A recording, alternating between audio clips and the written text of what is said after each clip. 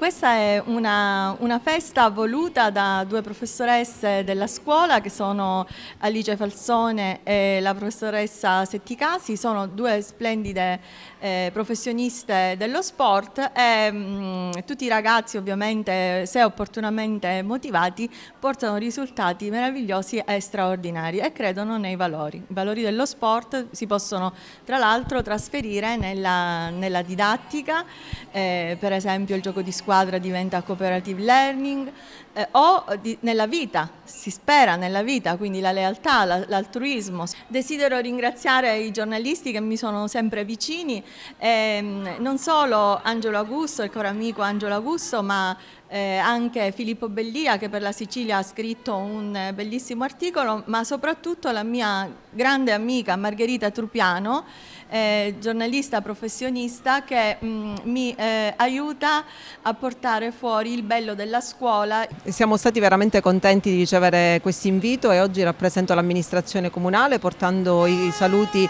del nostro sindaco Stefano Castellino e di tutta l'amministrazione. Onorati veramente di aver ricevuto questo invito in questo progetto che profuma proprio di inclusione, di aggregazione, di gruppo.